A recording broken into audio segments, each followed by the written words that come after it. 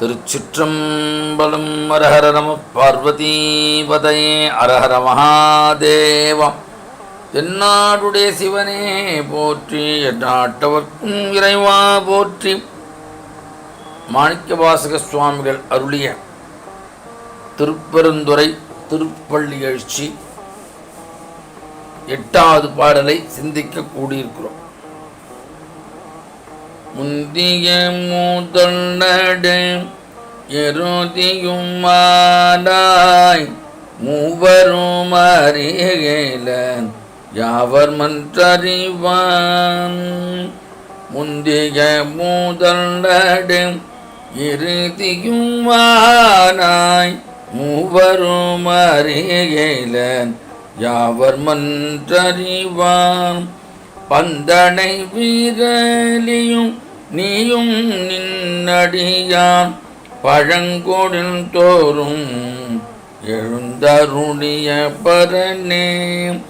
செந்தழல் பூரை தேரு மேனியும் காட்டி பெரு பெரும் தூரை ஊரை கோயிலும் காட்டி அந்தடனாவதும் காட்டி வந்தாண்டாய் ஆரமுத பள்ளி எழுந்தருளாயே.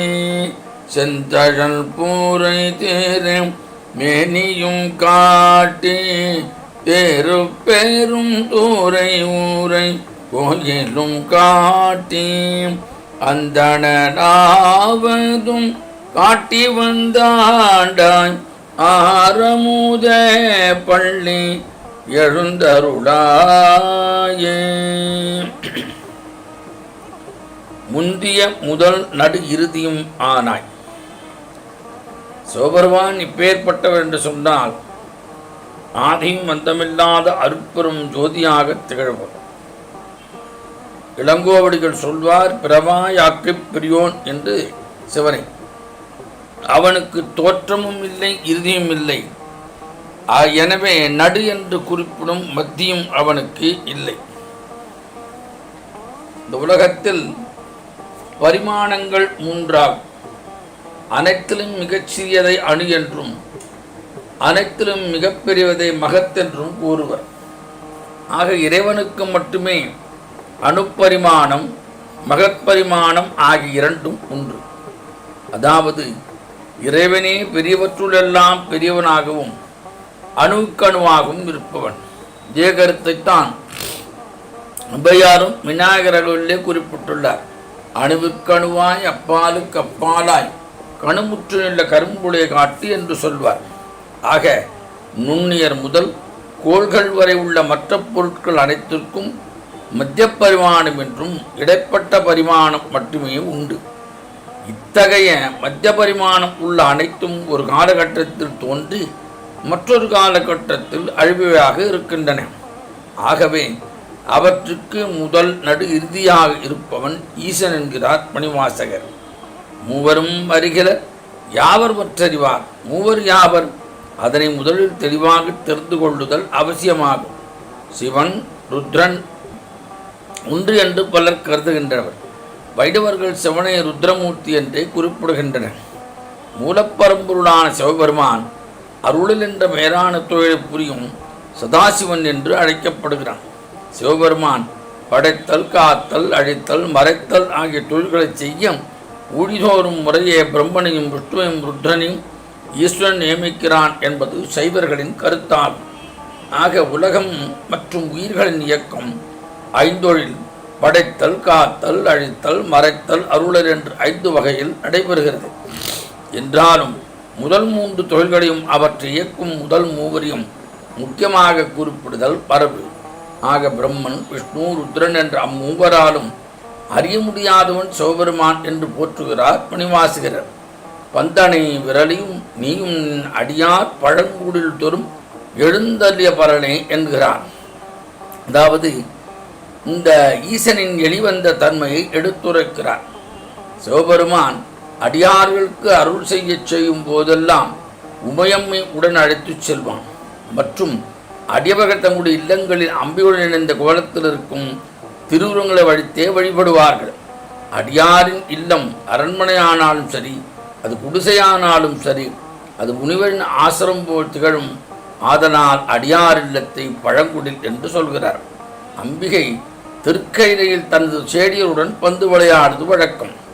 அதுபோலவே பூவுலகில் பார்வதி, மீனாட்சி போன்ற கோலங்களில் தோன்றிய காலங்களில் அம்பாள் பந்து விளையாடி இருக்கிறாள். உண்மையில் அவள் அண்ட உருளைகளை பந்து போல் உருட்டி விளையாடுவதே அம்பிகையின் பந்து விளையாட்டாகும். அவளுடைய அப்பந்து விளையாட்டில் லயம் நிறைந்திருக்கும். அண்ட உருளைகளை தேவி பந்தாடுவது போல் எளிதாக செய்கிறாள். எனினும் அவ்விளையாட்டில் அழகும் நேர்த்தியும் திரையும் வெளிப்படுகிறது லலிதா சகஸ்ரநாமம்.